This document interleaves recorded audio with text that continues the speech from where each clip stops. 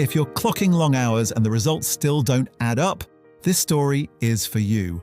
Today isn't about working more. It's about making your effort count by aligning it with your strengths.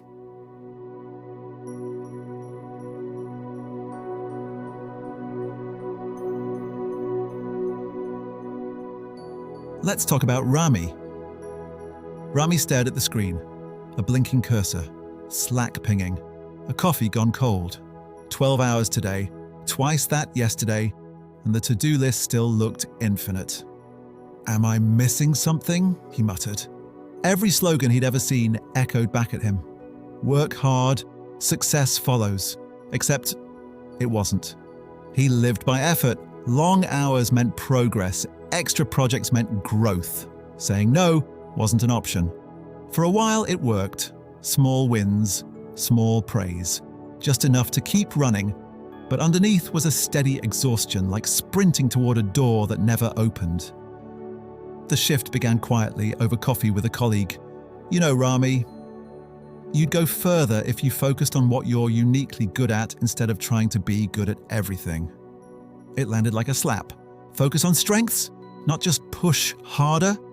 He refused the idea and doubled down for a week. More hours, more tasks. "If I don't do it all, I'll fall behind."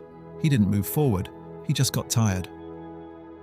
That weekend, he found an old notebook from a leadership seminar, a line he'd underlined twice. "Hard work compounds when it's applied to your strengths." He read it again and again, a small spark in the dark. Crossing the threshold wasn't dramatic. He tried one small change. He looked at his calendar and chose a task that played to his actual strengths: systems, thinking, synthesis, and calming tense rooms. He pitched a one-page strategy instead of a 20-slide deck. It felt almost easy, and it worked. He felt something he hadn't felt in months: momentum. Tests arrived quickly. Old habits tugged. Say yes to everything. A stakeholder asked for a sprawling analysis, his weak spot and a time drain. He caught himself reaching for it, then stopped.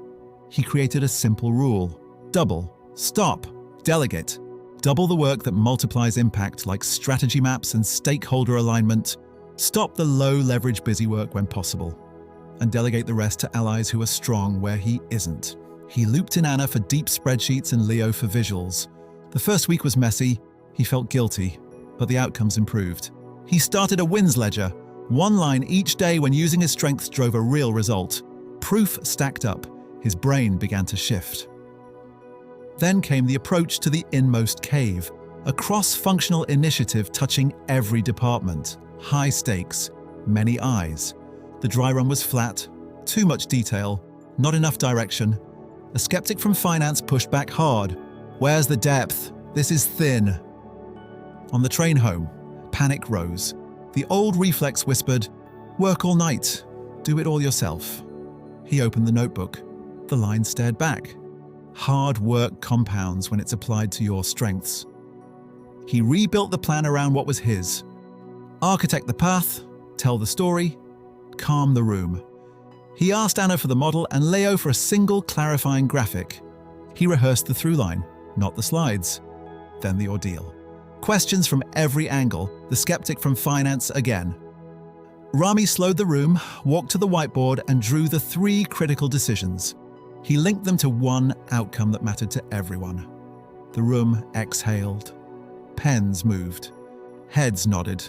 By the end, the skeptic said quietly, "That was the first time it all clicked." The reward wasn't applause, though he got that too. It was the click inside. Hard work is fuel. Strengths are the map. Without the map, you just burn. The road back, he redesigned his week. 90 minutes every morning on strengths work before anything else.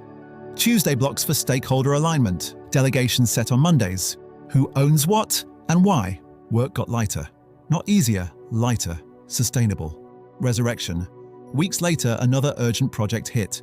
Instead of spiraling, he pulled the same levers. Strengths first, allies next, focus narrow. The project landed, his energy stayed intact. He smiled. He wasn't just working harder anymore, he was working right. Return with the elixir. He noticed Maya, a junior PM, buried in tasks at 9 p.m. "I just need to push a little more," she said without looking up. He slid his notebook over. "Try this for a week," he said. "Write one line each day where your natural strengths moved something forward. Then make room for more of that." She looked at him, surprised. "Is that allowed?" "It's required," he said, "if you want your effort to count." So ask yourself, where are you pouring hours that don't return results? Which 20% of your work creates 80% of your impact because it runs through your strengths? Here's a gentle 7-day practice. Days 1 and 2. List the last 5 wins and circle the moments that felt easy but effective. Days 3 and 4. Label the strengths you used. Day 5, create a double, stop, delegate list for the next 2 weeks. Days 6 and 7. Guard one 90-minute block for strengths work and notice the difference. Hard work matters, but your strengths are the map that make that hard work meaningful.